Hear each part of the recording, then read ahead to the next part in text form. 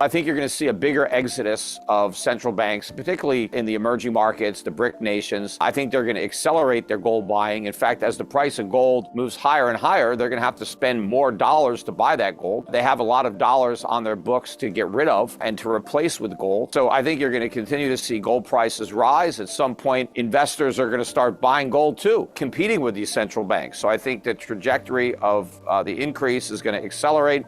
And that's, the canary in the coal mine for the dollar. I think gold is the main competitor to the dollar as a reserve asset. Gold, as you know, I've been a gold bull for a long time. It's going up. Peter mentioned the central bank buying, and that part of that is a de-dollarization story. But the real story is retail buying in China. This is all a China story.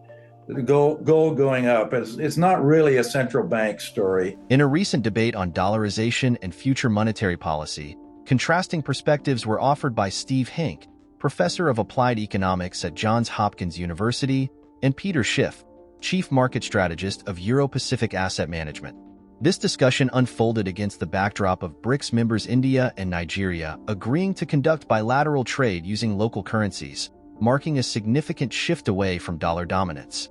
Peter Schiff foresees a decline in the dollar's value and predicts that central banks, particularly those in emerging markets like the BRICS nations, will increase their gold purchases.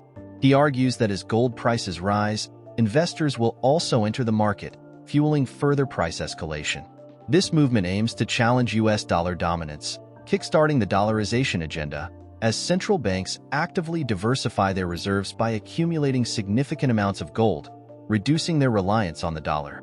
In contrast, SteveHanke acknowledges the decline in the dollar's reserve status, but emphasizes its ongoing strength, nearing historic highs.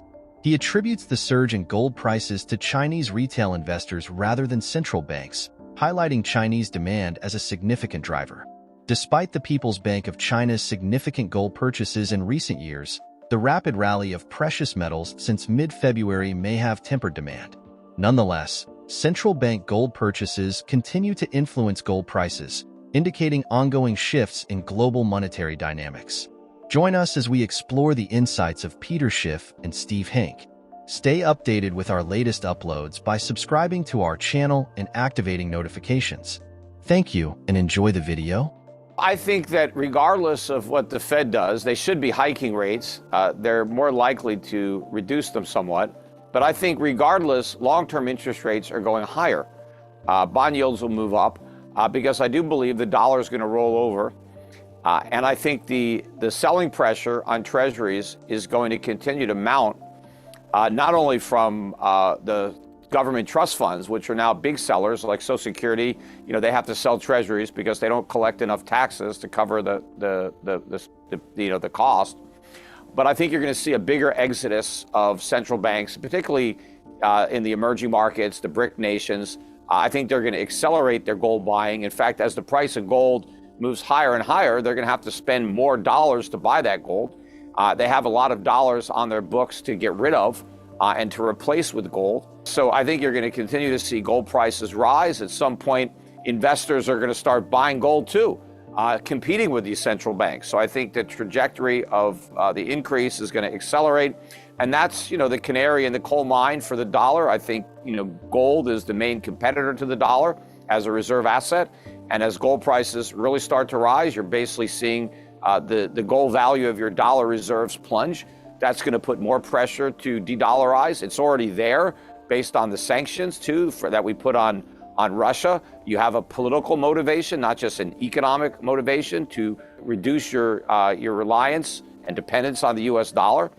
So I think the dollar is going down. I think bond yields are rising. I think the price of gold is going up. This is also going to be very problematic for the U.S. economy because higher interest rates and higher inflation are going to be a big problem that are going to exacerbate the severity of the next recession, which of course the Fed is going to try to fight by going back to its monetary playbook of creating more inflation. Because you have to understand, the way the Fed fights recession is by creating inflation. That's what it does.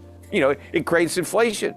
But when you have an inflationary recession, when inflation is the cause of the recession, how are you going to fix that, with more inflation? It's not going to work. It's going to backfire. It's very close to its all-time high on the weighted average. It's been very strong for quite some time. If you read the press and listen to what's in the press, all they talk about is de-dollarization and the fact that the reserve status of the dollar has been shrinking, which it has, by the way. The dollar remains up at the all-time high right now. I don't see any change in the near future for that. As far as gold, as you know, I've been a gold bull for a long time, and it's going up. Peter mentioned the central bank buying, and that part of that is a de-dollarization story. But the real story is retail buying in China. This is all a China story. The gold going up. It's not really a central bank story. It's really, what is the cutting edge here? It is not non-Chinese retail, non-Chinese, non-central bank buying. That's actually gone down. The retail buying at the non-Chinese, non-central bank level is muted now. It's if anything slightly on the weak side, neutral to slightly weak. But the Chinese buying on the retail non-central bank side has been extremely strong, and I think it will continue. As far as the Chinese are smart. They're ahead of the curve. They might be. PeterSchiff contends that the Federal Reserve's move to taper suggests a reversion to quantitative easing, a strategy aimed at maintaining low interest rates and potentially igniting inflation. From 2008 to 2014, the Fed's balance sheet ballooned from about $900 billion to over $4.5 trillion through various asset purchases. While some economists express apprehension about inflation spiraling out of control due to the surge in the money supply, others debate the effectiveness of QE during periods of low economic demand. Proponents of QE, including Fed officials, argue that it stabilized the economy, bolstered lending, and fostered employment growth. However, critics argue that the policy fell short, citing the sluggish U.S. recovery and its potential role in laying the groundwork for post-pandemic inflationary pressures. Concerns linger that the Fed's decision to scale back asset purchases has fueled market instability, resulting in turbulence known as taper tantrums.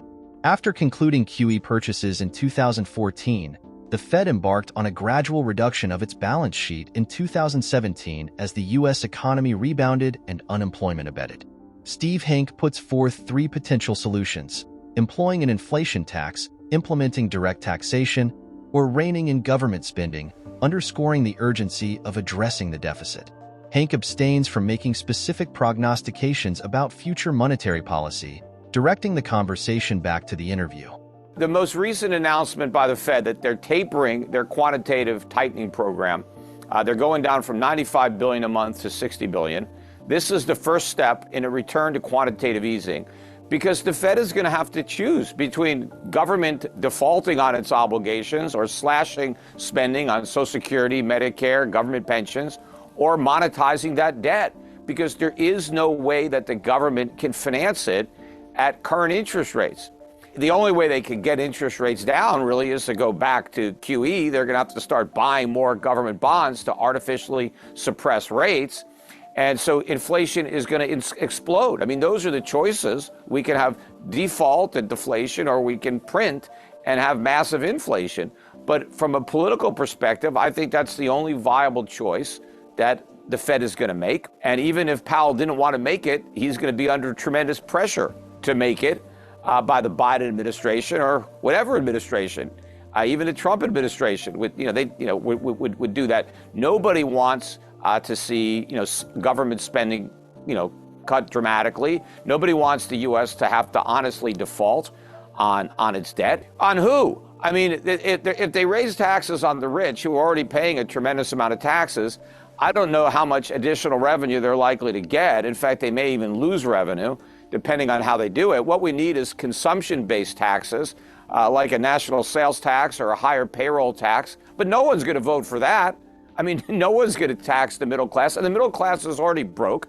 People have no savings. They're maxed out on credit card debt, and they're working 2 or 3 jobs. How are you going to tell middle class voters that on top of all this pain, we're going to significantly raise your taxes? I mean, it's just politically, it's a non-starter. So the path of least resistance is to print, right? And then they're going to blame the inflation on somebody else, right? Speculators, greedy businessmen, Putin, OPEC. I mean, they always point fingers because they've redefined inflation as rising prices. And so the government doesn't raise prices. They point to all the people who are raising prices and they blame them for the inflation. We can talk about possible scenarios, but I'm not in the crystal ball business. If we have an unsustainable deficit right now, everyone concludes this, even the nonpartisan Congressional Budget Office concludes this is not sustainable. We cannot continue with the current structure that we have right now. So how do you change that? Well, one thing you can do is tax. And there are two ways to tax. You can have an inflation tax, and that would be by monetizing a big chunk of the debt. That's possible. And you can have direct taxes, where Peter and I get whacked with an increasing tax bill, and so do other Americans. I'm in Puerto Rico, so I'm immune. Well, okay. Well, you've taken care. You've been vaccinated. So the question is, what are they going to do? The deficit is not sustainable. Everyone agrees. They can tax to close the deficit, and that taxing will be either an inflation tax or increases in direct taxation. The other thing they could do is control government spending and put a cap on spending. So those are the only three possibilities. As the BRICS nations set their sights on challenging U.S. dollar dominance and central banks embark on diversifying their reserves, the global monetary landscape experiences notable transformations. Nevertheless, uncertainties persist regarding the efficacy of quantitative easing, its potential impact on inflation, and the requisite strategies to tackle the unsustainable deficit. What measures are essential to address the deficit and uphold stability in the global economy? We invite you to share your insights in the comments section. If the content resonates with you, consider joining our community by subscribing to our channel and activating notifications using the bell icon. Thank you for being a valued part of our community.